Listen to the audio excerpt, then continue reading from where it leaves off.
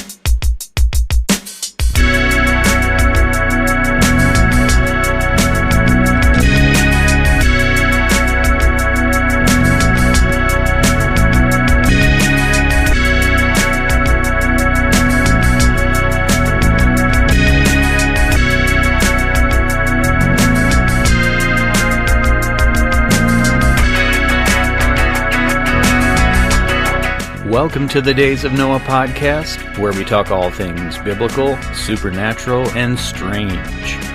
Today we have a fascinating deep dive into reviewing episode 15 of Blurry Creatures with Michael Tellinger, as he talks about ancient fossilized bones, stone circles, huge giants, and the technology they had with resonance frequencies and vibrations.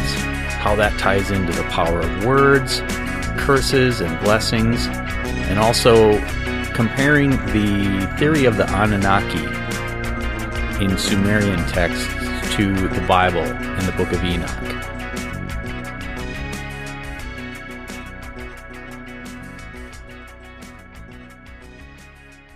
Blurry Creatures, episode 15, Michael Tellinger on the giant fossils.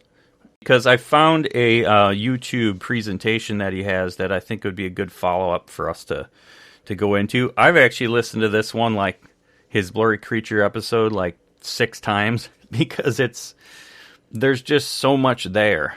He's talking about Caesar beams and magnetron technology and toroidal fields and all this stuff and Anunnaki, and I'm like, I got to look up this stuff because I don't know what he's talking about. The Anunnaki, was that the giants of numbers during the time of the Exodus? Oh, you're thinking of spies? You're thinking of like the Anakim. Okay, it's close, but not the same. Yep, and it may be because, as we're kind of learning from like Michael Heiser and others, that some of these old, like Sumerian, Ugaritic, these different texts, these different languages that were contemporaries with the Hebrews, they share a lot of similar words. So it may be something to do with that. That was Amalekites. Oh, Amalekites. Yeah, there's the Amalekites. They were the descendants of that. When you said Anunnaki? Anunnaki. Anunnaki. Yeah. Okay. The New King James got it spelled Anak. Oh, Anak. Yeah, sons of Anak. Yeah. Descendants of Anak. Yep. That's a giant tribe. Right. Well, I thought that's what we were talking about. No, Anunnaki is actually comes from Sumerian, and we can start right there. That's a good that's one of the things I want to talk about anyway. So I came across a little bit of info in Doug Van Dorn's book, Giants, Sons of the Gods. But basically, Anunnaki were the Sumerian gods. And so Michael Tellinger has some kind of unique, maybe not unique to him, but unique to the biblical perspective on who they were. But I'll just I'll show you what Doug Van Dorn says about it and a footnote that he has in his book. So he says, recall that Mount Hermon is where the Jews believe the fallen heavenly beings, the Watchers, first descended upon the earth. The Babylonians tell a very similar story. For them, Hermon was the home of the Anunnaki, the princely blood royal offspring, he defines it. Gods who lived with men a long time ago. And then the footnote to that is, he says, see John Day, God's conflict with the dragon and the sea, that this guy John Day wrote. But then he says, the Anunnaki were made famous by Zecharia Sitchin, who believed they were aliens from another planet. Sitchin is simply mistaken. It is much better to see them as identical to the sons of God who came down in the days of Jared. So, just like you have other societies all over the world with different creation stories, different flood narratives that share similarities to the biblical story, it seems that the Anunnaki are basically what we would call the Watchers. Yeah. And this was the Samaritans' writings, or their stories. Sumerian. So they were a Sumerian god. Yeah. And so Doug Van Dorn says it's basically, okay, it's kind of a semantical thing of saying, well, we're talking about the same thing. Just like Ancient Aliens, the show will you could replace Nephilim or Watchers every time they say aliens. They're calling the same thing by two different names. It's basically what it is. So Michael Tellinger bases a lot of his understanding of ancient history on the Anunnaki. And he's talking about them being gold miners that were extracting gold. And he talks about the differentiation between like monatomic gold and regular gold. Like AU is the periodic table symbol. And he says regular gold is AU2 and monoatomic is AU1. And they were using it for a certain technology. I don't know a whole lot about that. It's just something that he mentioned. But he calls them early genetic engineers. And he says that the Anunnaki cloned humans. So it sounds like... That's an interesting statement. Yeah, it sounds like he's getting into these were our creators kind of false... what's the word I'm looking for? Well, he's calling them gods. The counterfeit. Right? Yeah. And so it kind of falls into the Ancient Aliens kind of line of thinking. That's what I think too. Yeah, so it seems like it's kind of a counterfeit creation narrative because he's saying that they cloned humans and they shut off 95% of our DNA.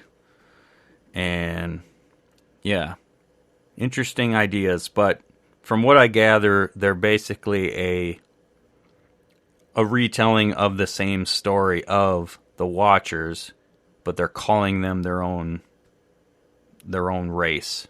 They're calling them that. So,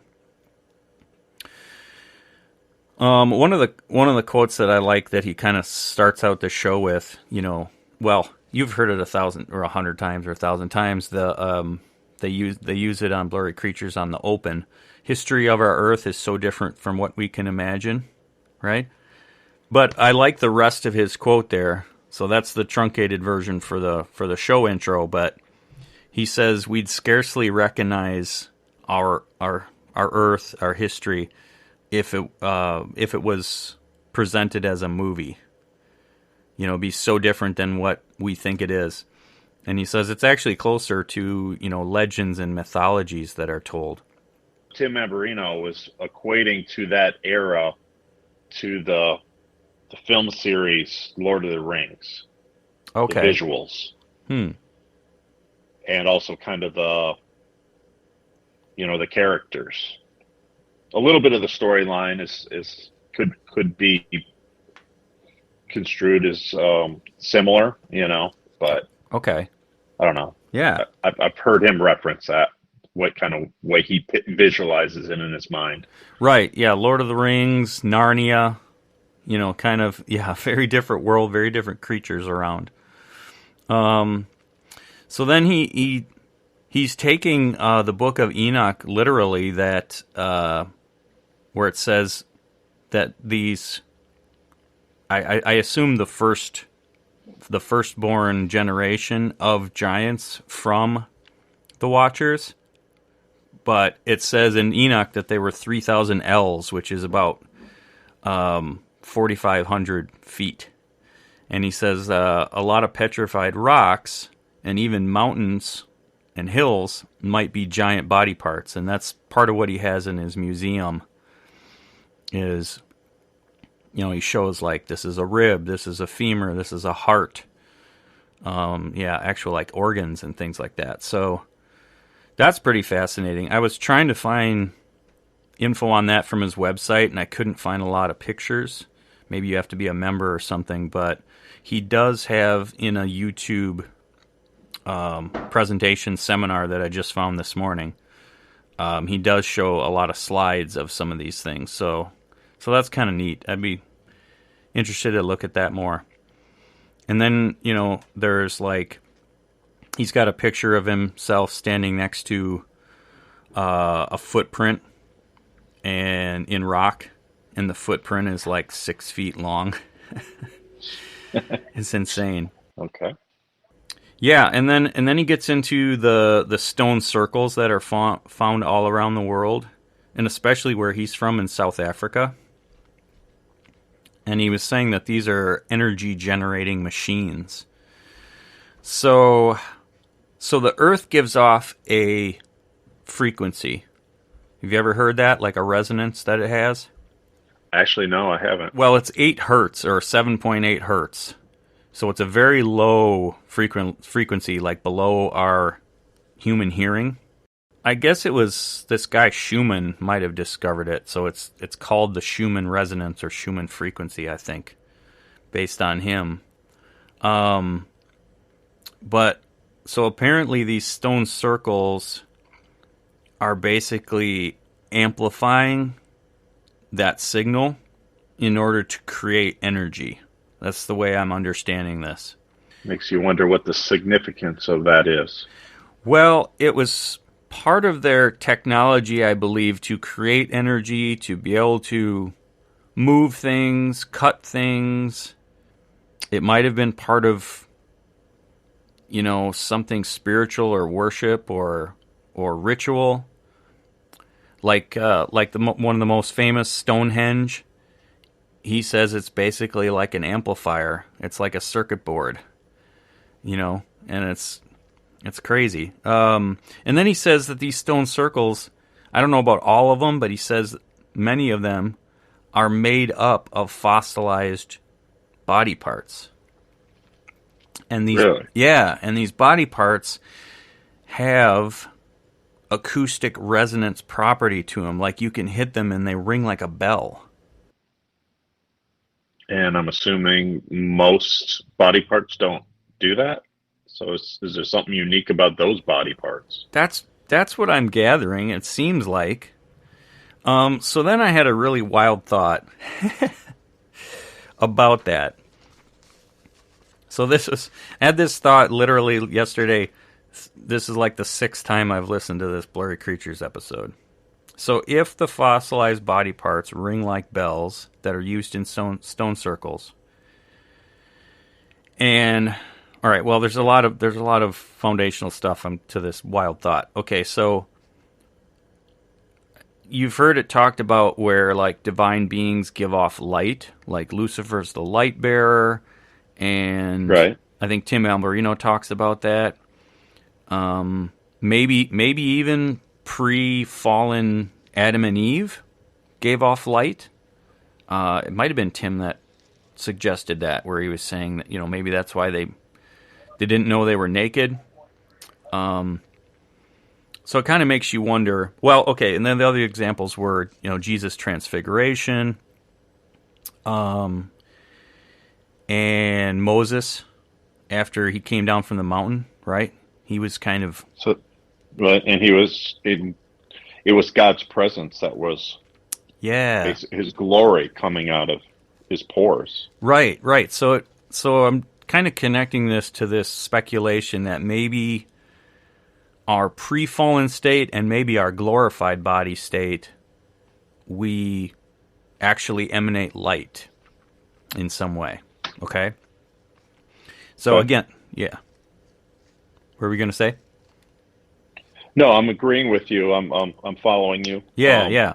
And it might have something to do with being created in God's image. Right. That his children, obviously he is unapproachable light. Yeah, he's got that characteristic. Yeah.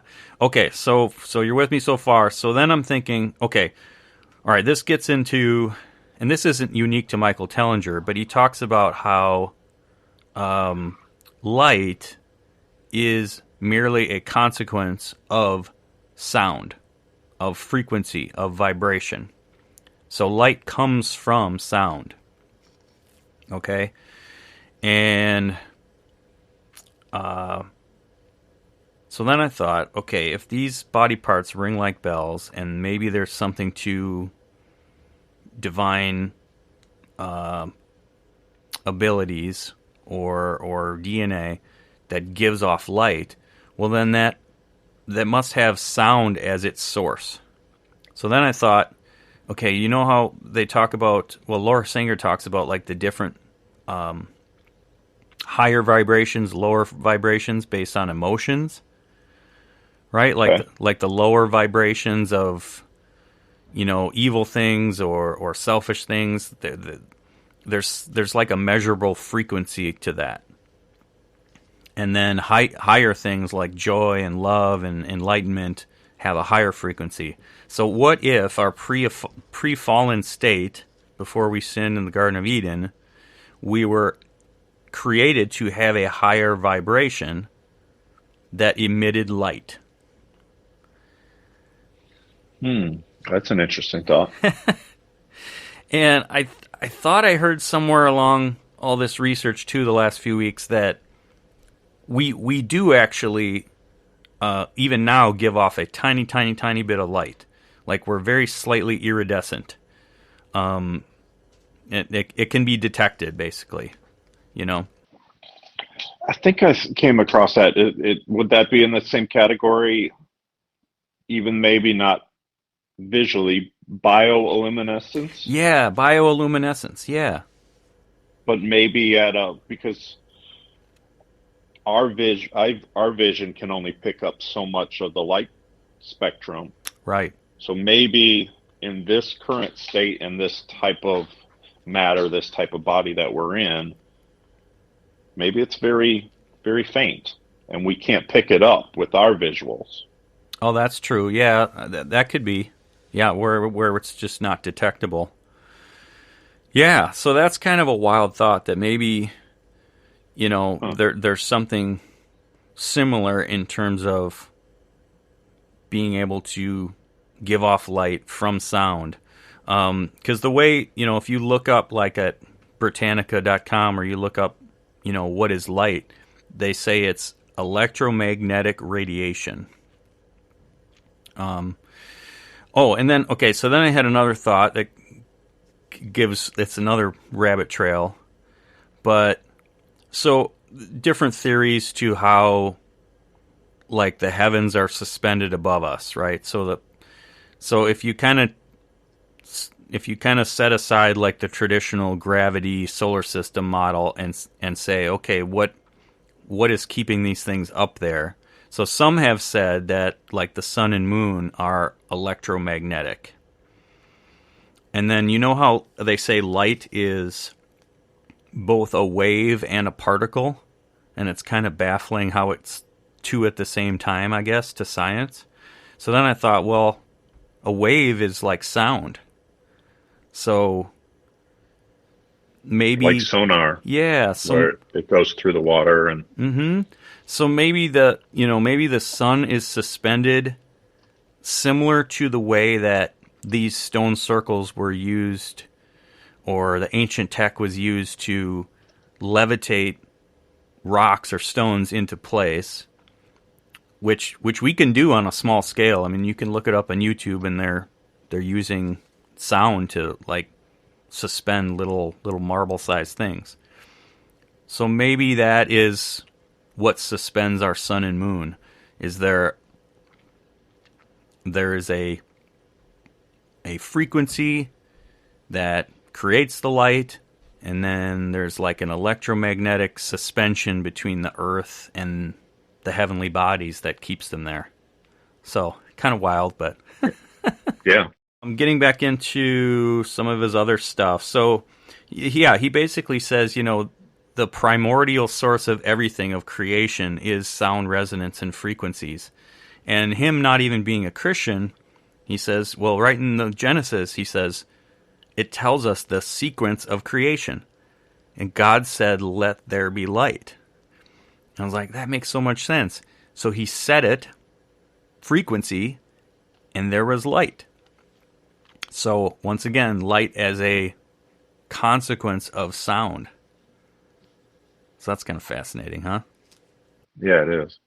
So then he gets into some of these things like magnetrons, Caesar beams, toroidal fields, which I don't... Can you touch on that one real quick? What is the beams? So, like... Does he expound on that? A little bit. So there's laser beams, which we all know about, right? And you can have a weak laser, like a pointer, a laser pointer to make your cat jump around the room. Or you can have a strong laser that can burn a hole through something.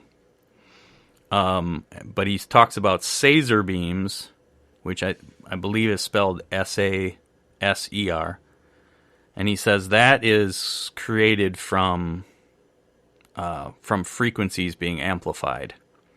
And so some of the artifacts that he talks about are these cone-shaped tools, where it... I wish I knew how it all worked, but it was basically using frequencies to create something that is more powerful than a laser beam, and is able to cut right through metal, cut right through stone. So that may be a part of the ancient technology that was used. So I'm assuming this is his theory on this stuff. He doesn't have evidence that this thing existed, does he? Well, he has these cone-shaped tools, and they continue to give off a resonance, he says. You can measure them or hear them or something. And he says, like, even the I think it's the biggest stone circle in the world, Adam's calendar, he says to this day it's giving off energy. So, yeah, there's something to that. And when he says energy, is it tied into what you were saying earlier, like this vibration, this maybe I don't know. You would need something. You wouldn't probably feel it.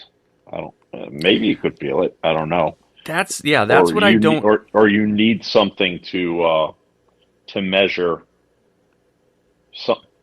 I don't know what kind of piece of equipment you would use. Right. Yeah, I don't know how you would measure it. I don't know how you would feel it necessarily.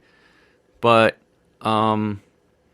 he was in one of the videos I watched of him, he was talking to a scientist friend about these things, and they were talking about like one of these stone circles being able to create more energy than all the nuclear power plants in the world. And it's just like, it's mind-numbing, and it makes me think of It makes me think of Nikola Tesla, because he was talking about like unlimited energy and energy right out of the air and, you know, lighting up a light bulb without it being connected to anything. And apparently you can do that with frequencies, with sound. It actually can create power. That's wild. Yeah, and of course we know, you know, I think that would be an episode in itself for us to talk about Tesla, but a lot of his, Randall Carlson on Joe Rogan was talking about Tesla and how his patents are swooped up by the government and not released to the public. So there's all sorts of technology that he was stumbling upon that, you know, they don't want us to know about. I mean, if we're paying for energy from the energy company because they got to burn coal or oil or, you know, generate power in some way, but there's free energy out there. Yeah, they don't want right. They don't want well, that. No. And it might not even be that he figured it out. It was the hypothesis that Tesla had, and which were really good theories. I mean, you know, DARPA, right?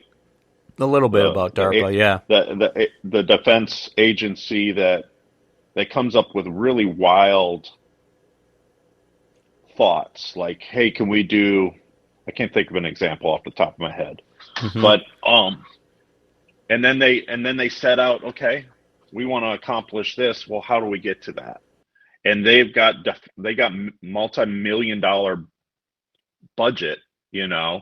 So I could see an agency like that using Tesla's writings to try to bring it to reality. Oh, absolutely. And the clip with Randall Carlson says that's exactly what they're doing. That's some of the stuff that Joe Rogan was trying to get him to talk about, and he's like, well, I don't really want to get into it because it's kind of a show in itself, but he touched on it.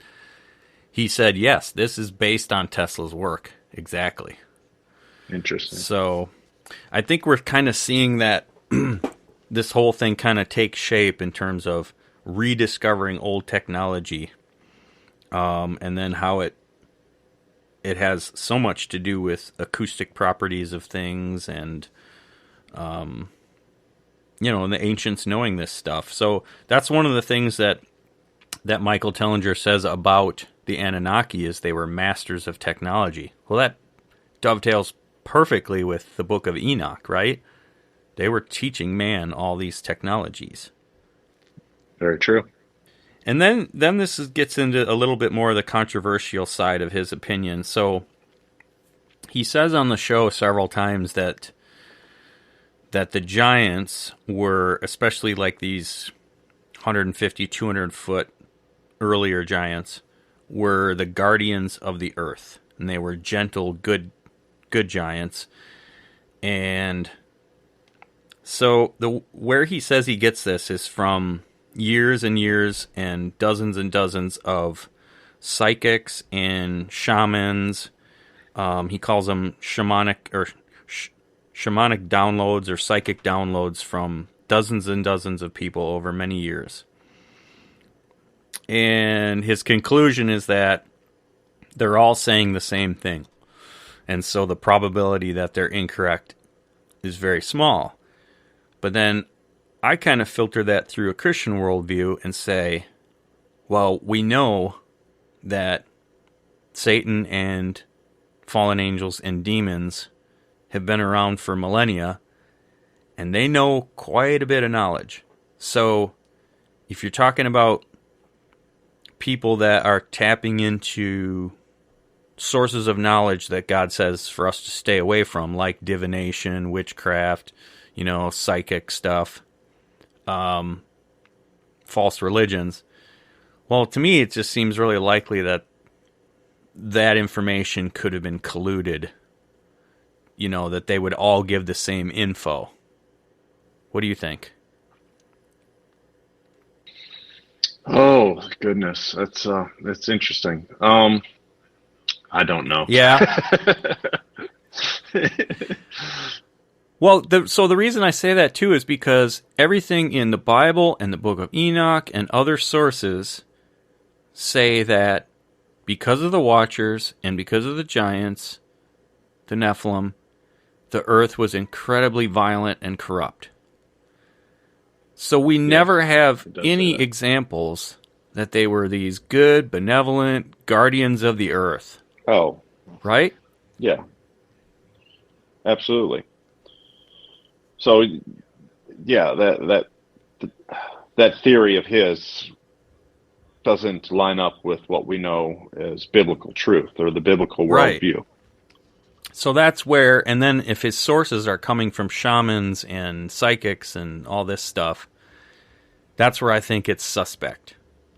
Because yeah. Yeah, and I've heard, and I really appreciate Graham Hancock's research and excellent questions that he's done.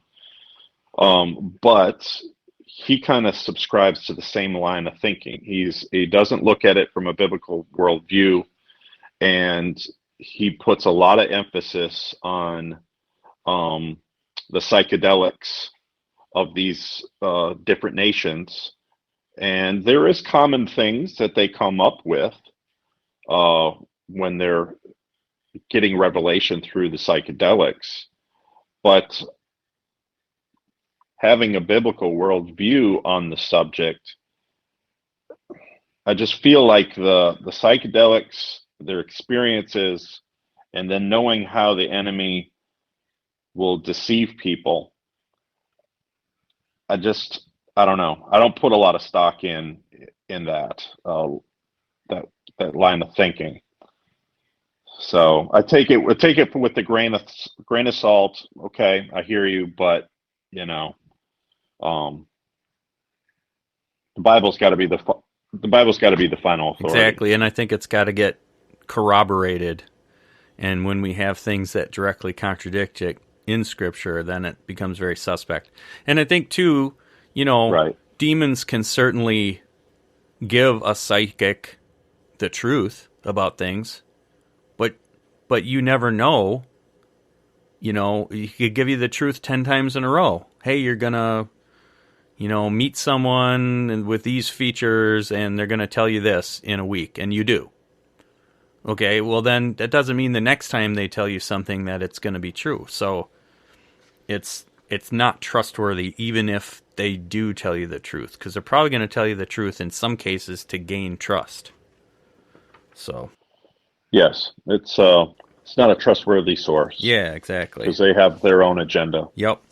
And I think having that biblical worldview, I think, is really important in kind of deciphering what Michael Tellinger is talking about there, because he's just looking at it from a purely statistical way and saying, okay, we've got, hundreds of these people over 12 years or something, he said, saying the same thing about the Anunnaki, about these gentle giants being the guardians of the earth, and it was the reptilians that were the bloodthirsty evil ones and so on.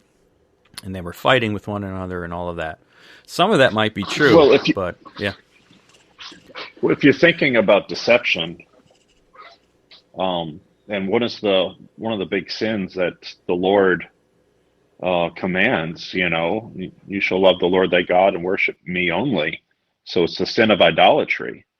So if the enemy can deceive people, and get these nations of the world to remember these ancestors, these entities, these even physical giants, these hybrids, as gentle, even though they weren't, you're emulating them with all kinds of different things, and you end up devoting worship to them. Yes. So you got evidence around the world of that taking place, of this worship, this idolatry, and you're not going to worship something that's seeking your destruction. Mm-hmm. You're going to worship something that you remember. It's kind of like you could remember something from your past, and it might have been a terrible experience. But part of the flesh and part of what the enemy will try to get you to do is just remember the good times. Mm. You know, Yep. they won't remember the bad times that you went through. They try to highlight. So it's enticing you to revisit those things again because it's only highlighting the positives. So I think that's part of our nature that's fallen, to do that as well. Yeah, I So think it's a flipping I don't of. I agree. I think it's a flipping of the script, like the counterfeiting, right? Like, no, Lucifer is actually the creator, and he's good, and God is the evil one. It's kind of that whole flipping. That seems to be the deception that's with this idea. So, yep, I think we're on the same page there. All right, so then doing a little bit of kind of discovered this by accident, again, reading Doug Van Dorn's book. He's talking about Mount Hermon. And so this gets a little bit into kind of the blessing and cursing, the Derek Prince stuff, which we can touch on. I mean, I think we should devote more study to it because it's really pretty powerful. I forgot that I had his book on that on Audible, so I'm listening to it now. But there's also kind of a, like... Do you remember the title? It's like Blessings and Curses or something like that. I think it's just something simple like that. Okay. But then the YouTube clip that I sent out too is basically that same concept in like a hour and a half message. But this kind of ties into that. So Doug Van Dorn's talking about Mount Hermon.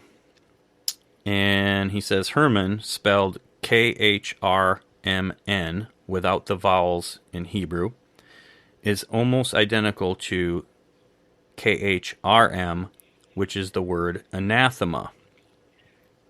On Mount Hermon, the watchers cursed themselves. Later on in the days of Moses and Joshua, the harem was called the ban. This is where Israel was to devote to destruction all of the men, women, children, animals, and belongings of the inhabitants of Canaan. So he's making the connection of a very similar word for the actual mountain that the Watchers came down and did this awful sin and corrupted humanity. And it's almost identical to the word that means cursed and devote to destruction. Isn't that something? So it's literally, that mountain is literally named something that could mean accursed.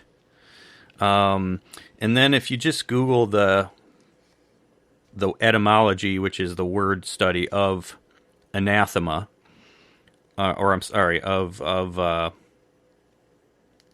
let me just read this here. Borrowed from late Latin anathema, which means curse, person cursed, itself a borrowing from ancient Greek. Anathema, something dedicated especially to eternal damnation. The ancient Greek term was influenced by Hebrew, harem, so there's that same word, leading to the sense of accursed, especially in ecclesiastical writers.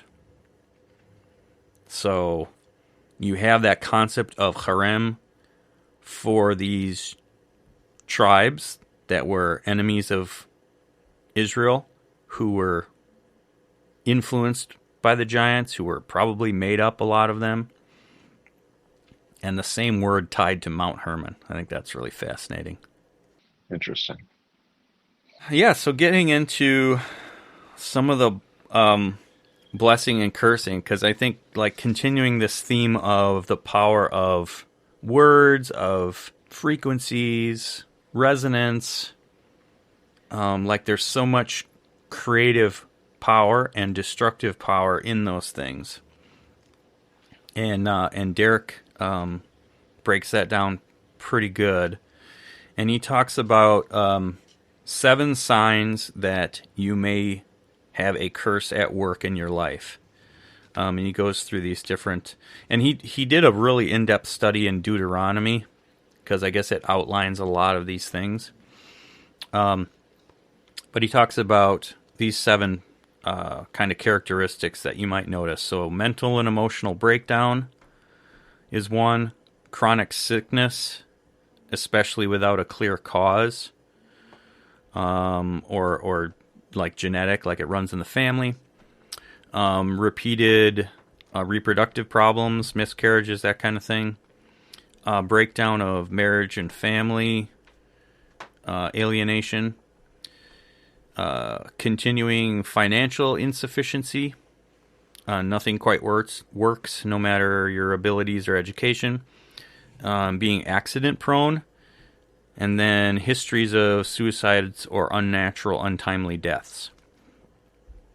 I thought that was really interesting. And so he gets into like how to pass from curse to blessing. And of course, it says Jesus on the cross became a curse for us. So that's the basis of it, is faith in Christ's death and resurrection.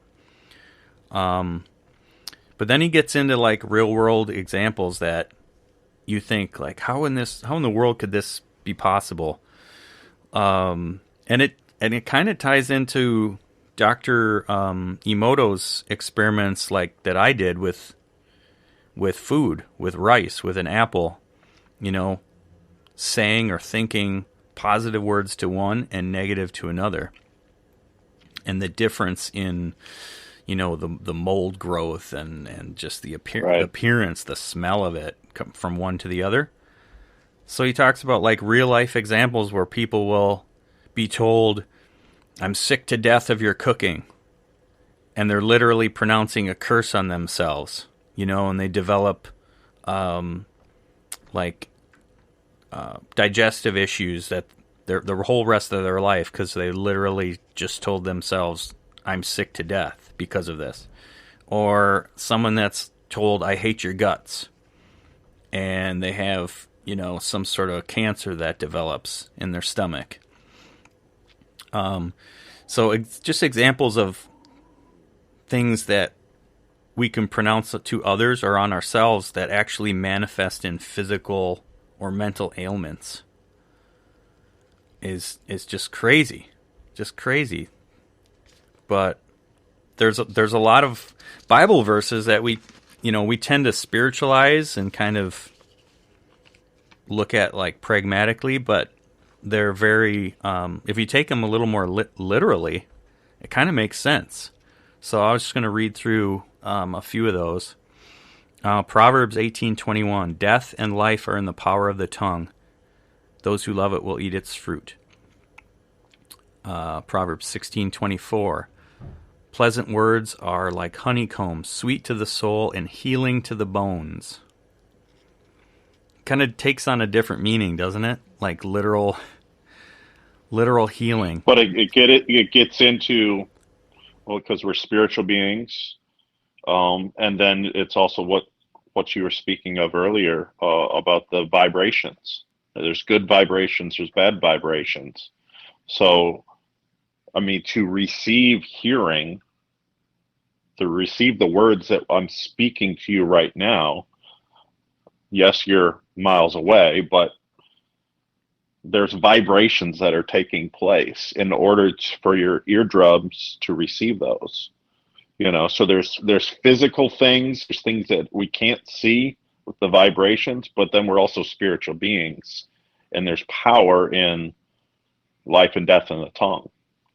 It's very interesting that it's not woo spooky type of thing, right, like God created. There's some very practical things that could be even measured scientifically, Yep. on what he did. It's pretty powerful. It is. And Derek talks about a specific example in his life where he didn't even hear what was being said about him. So he was thousands of miles away in another country, and he just had this, I guess you would call it kind of a inner knowing, like God gave him a word of knowledge that two of his friends back home were talking about him negatively because there was a disagreement, and he didn't get into what it was, but it's like something in Derek's ministry. He went down kind of a new or a different path, and I think one of the friends was agreeing and one of the friends was disagreeing with that path. Anyway, they were fighting about it, and he had this sense of it thousands of miles away. So he didn't even hear it, right? So you're talking about like the physical manifestation of hearing things. That's one thing, but this was like in his spirit, sensed it. So maybe something in the spiritual realm, some sort of, legalities in the spiritual world. And he literally developed a debilitating pain, like he didn't think he could continue with what he had planned overseas until he dealt with it as a curse. And so he had to recognize it. He had to rebuke it. And I forget all the steps. It was fairly simple, but basically he had to deal with it. And then he said within 5 minutes the pain was gone, and he'd never had it the rest of his life. Remember the testimony I was giving you about lion's mane? Ooh, I don't remember recall. This was maybe a year ago or something. But lion's mane is an herbal supplement. It comes from a mushroom, and it's supposed to be for your brain, mental health. Okay, and I believe there probably is a lot of health benefits in that, but the particular source, meaning who I bought it from, who is growing this particular fungi, was definitely of the occult variety. Okay. And even the packaging was occult. When I bought it at the farmer's market, I ended up looking them up on social media and their web pages and stuff, and I was looking into a very new age Asian type of culture influence. But what took place, and it didn't take place immediately, something changed this particular day, and I started having I don't know how to describe it exactly, other than maybe like a schizophrenic type of my mind was, it wasn't like I was hearing voices, but it was very cluttered. It was like it was busy. It was just, you ever get that feeling that when you're trying to sleep and you have an unsettled mind? It's just you're thinking all kinds of different things, and you're kind of all over the place, and it affects your heart rate. You're unable to settle and to relax and go to sleep. So I was dealing with this in my mind, and this is supposed to be an herb that is supposed to give you clarity and give you peace of mind, and I was getting the exact opposite result. Wow. So I was dealing with this for a little while, and I was literally in the shower still dealing with this, and kind of like a Derek Prince type of situation, I got a revelation, which I believe was from the Lord, of what this was, and I had to deal with it in a spiritual manner because the attack was spiritual. Wow. So I had to use the name of Jesus. I had to rebuke it. I had to, I did all the things that I thought I needed to do. And I might have even repented, just to cover it under the blood, that, oh, shoot, I should have known better. I shouldn't have bought that from those people or whatever. And it was literally, as I took action, my mind changed. Wow. So, and it settled, and it just, it changed. And I literally, I threw it away. Yeah. I threw that stuff away. And I'm not against that particular product. Maybe from a better source, maybe from Christians. I don't know, but you can. It had an attachment, didn't it? It had an attachment. Yeah. So what I've learned is certain things.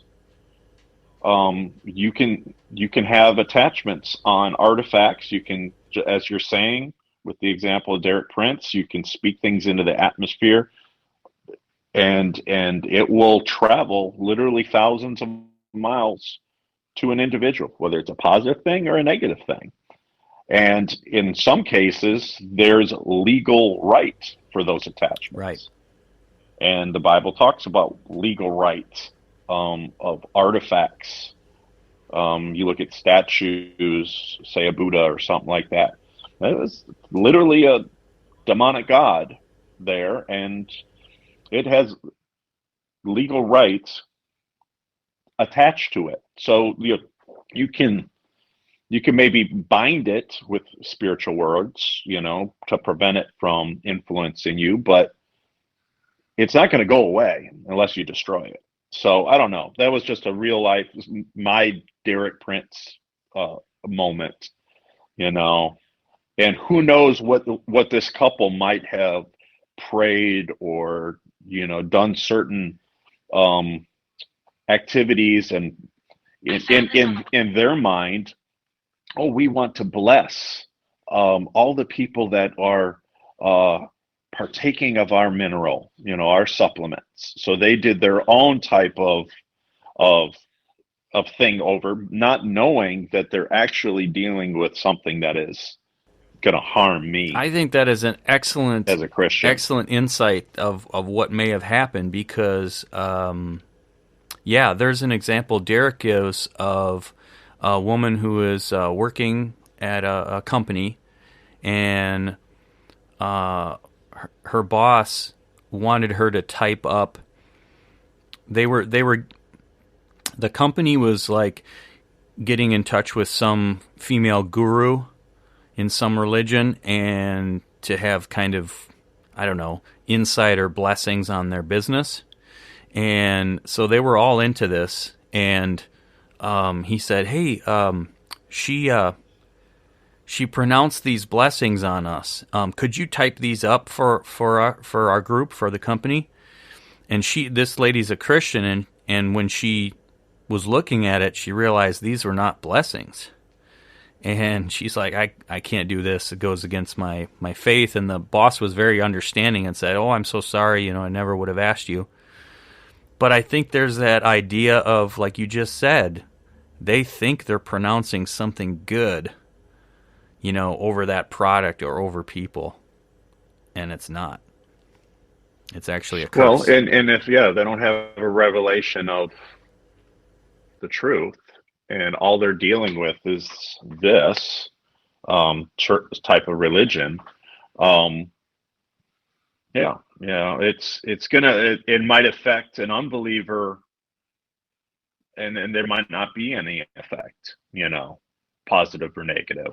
But because I'm walking a different path, the enemy saw an opportunity to almost legally, like a legal right. Hey, this was spoken against this person, so I legally can attack this person, and the Lord had to bring me a revelation of what was taking place so I could combat it. Interesting.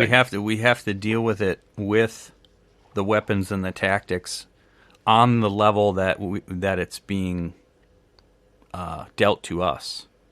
And so there's the spoken words, there's the vibrations of those words, and then we're dealing with the spiritual realm. So it's all tied together with the stuff that we're talking about today. Yeah. So just this morning, I was reading in a really good book on spiritual warfare called "In the Devil's Toolbox," and this is part 1. I forget the author. Part 1, where he deals with emotions and how those are used by the devil. But a really insightful couple pages where he's talking about how we are made of body, soul, and spirit, and then kind of giving the definitions of those. And so then he gets into kind of the demonic affliction, oppression that can even happen to Christians. And of course, that's hotly debated and largely kind of dismissed dogmatically that, if you have the Holy Spirit, you can't have these situations. But I love the way they broke it down. So the spirit is what we need regenerated when we come to faith. So that's the part that died through sin. The body and the soul, so the flesh and then the soul being like our will, our emotions, and all that, our heart, our subconscious, those things, the body and the soul are still intact. So that didn't get totally destroyed. You could say corrupted probably, but not. It's not totally destroyed. It's not totally non-functioning from the fall of Adam, right?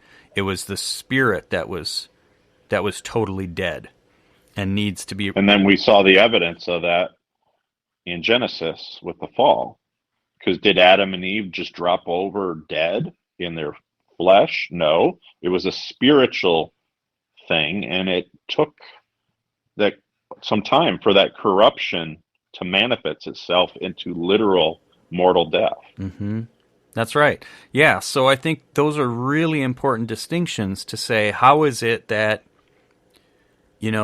Satan, I mean, the Bible talks about being able to have thoughts. He can mess with our thoughts. How can a Christian be demonized? Well, it's not in our spirit that we're demonized. The Holy Spirit resides there. It is in our soul and in our mind, or in our flesh, that it can reside. So those two, like Paul said, I have two natures at war within me. And until we have our glorified bodies on the other side of eternity, we're going to deal with those two natures.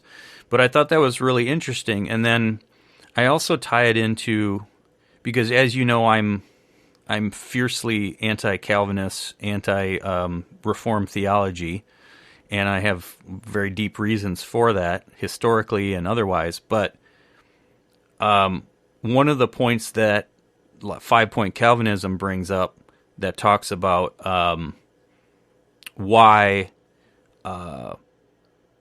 it takes God to do a special work in order for us to have the faith to believe. So in their mind, they're saying we're all dead, and then they point to all these different verses about being dead in our sins and things like that, and they say, see, unless God does a special work first, and again they say they only do it for the elect, so it's only a certain group that gets this, and if God doesn't do it, well, you're tough luck. You could go to church all you want, you could hear the gospel all you want, you will never be saved. You're never going to heaven unless God does this, flips the light switch first.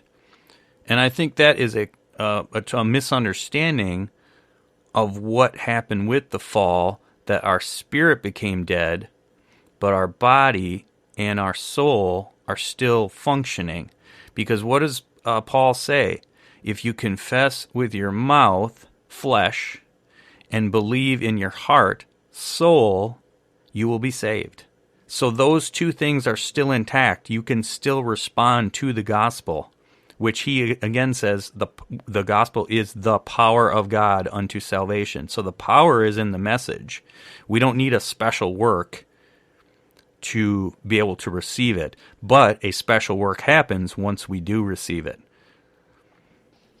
And isn't there a scripture that says that it is the Lord's will? It's in his own desire that all to come to the saving knowledge and grace. So if he makes it available to all, how is there a pre-select few that he's going to give it to? So it sounds to me like it's available to all. It's his death, burial, and resurrection was for all. It's his spirit that is drawing or trying to draw all, but it's the free will of individuals that are either rejecting or choosing him. Yep, exactly. Yeah, and again, I don't want to necessarily derail, but I think that's really important tie-in to body, soul, and spirit. And I do want to talk about that on future podcasts with you and Don and stuff, because it is so foundational to understand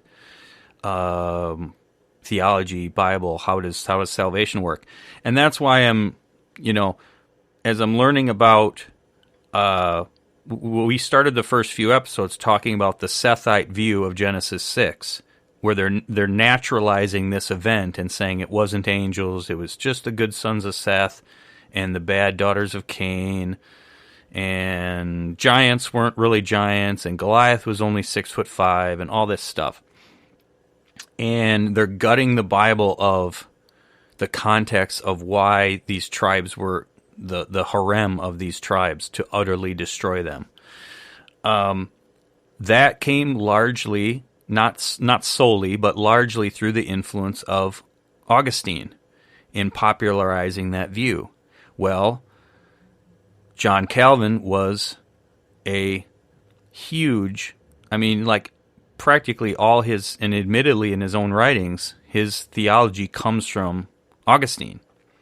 And so in my head, I'm tying this, gutting the Bible of the context of why, the nature of evil, where it comes from, how did the world become corrupt?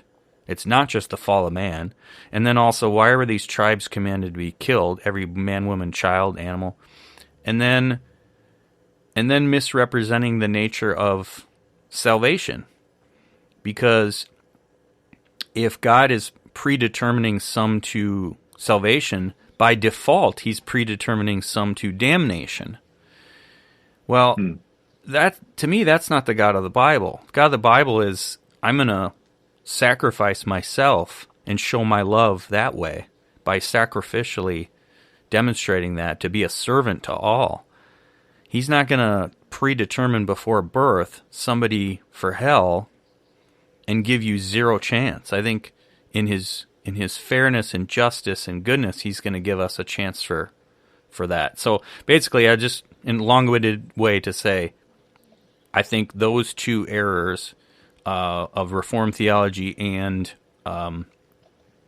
naturalizing Genesis 6 removes so much context and so much understanding of the Bible, and has done so much damage. You've got famous atheists saying, look at what a genocidal God the Old Testament God is.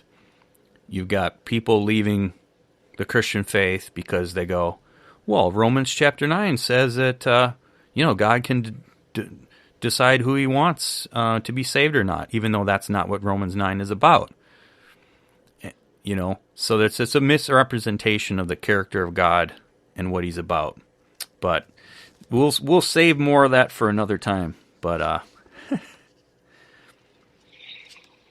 well, should we wrap it up? Is there any other on the frequencies and vibrations and stuff? Is there any other points you wanted to make this morning? I think that's about it. I was going to read some more Bible verses on the power of the tongue and words, but I don't want to necessarily leave this topic totally. So let's dig into a little more of kind of the blessings and curses stuff with Derek Prince.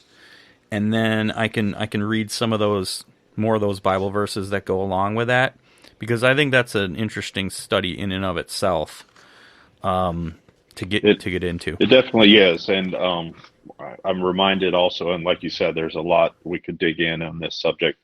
In the Gospels, you had Jesus, right? He came across the fig tree, and he spoke to it and cursed it. And they came back by it later, him and his disciples, and saw that it had shriveled up and died. So, yes, he's fully man, or fully God, but he's also fully man. He was the second Adam. So he was walking in the flesh, but what was it that how was he able to do that, And it's a lot of things that the Lord did. He was trying to show us the way that we have that ability if we have a right relationship with. Greater things we will do, he said. I think some of this knowledge maybe was never meant for us, right? But here it is, and like you were touching on earlier, a lot of people use it to to chase after their own gods of their own makings. New Age philosophy and Eastern philosophy and all these different ways of seeing the world. They're not based on nothing. There's something to a lot of these things. There's something to psychic powers or manifesting something physical just by thinking about it. There's something to that, but it is a distraction from the one true God. So I just wonder if some of this stuff was never meant for us to know. When we took of the tree, the knowledge of good and evil, and then the Watchers teaching us things, God knew the corrupting influence that it would have. Right? Right. Yeah. Yeah. Well, on that thought, let's wrap it up, and then we'll pick it up from there next week. Oh, actually, I almost forgot. So Christmas coming up. I wanted to dig in. Christmas Eve next Saturday. Yes, I wanted to dig into, if we have time, maybe we can, because I'm going to be out of town, but maybe earlier in the week, possibly Thursday. I thought it would be fitting for Christmas to go through some of the different reasons for the possible dates of Jesus' birth. So start with December 25th, which is the tradition, and where did that come from and why. And then get into Michael Heiser and Doug Van Dorn's position that it was September 11th, 3 BC, based on Revelation 12 and the signs in the heavens that would have occurred at that time, so that point to that date, which I was totally sold on until I listened to Rabbi Jonathan Cahn. And he gives a presentation on it's absolutely in the spring. And he talks about sheep only have lambs in the spring, and that's why the shepherds would have been out there protecting the... And I'm like, oh my gosh, it's got to be the spring. So I will send you guys clips on those. Come to your own conclusions, but let's talk about that. I thought it would be fitting for Christmas. So sounds good. All right. Appreciate it. It's good discussion. Yeah, absolutely, man. All right.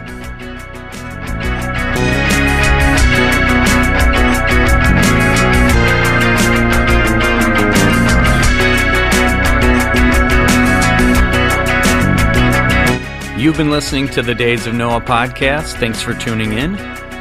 We hope you've enjoyed this episode. If you did, do us a favor and just leave a positive review, or even just click 5 stars for the rating. Really helps get the show out to more people. Please share and subscribe. Send it to your friends, family. We hope to really provide insightful, interesting content to you, and we appreciate all of your feedback as well.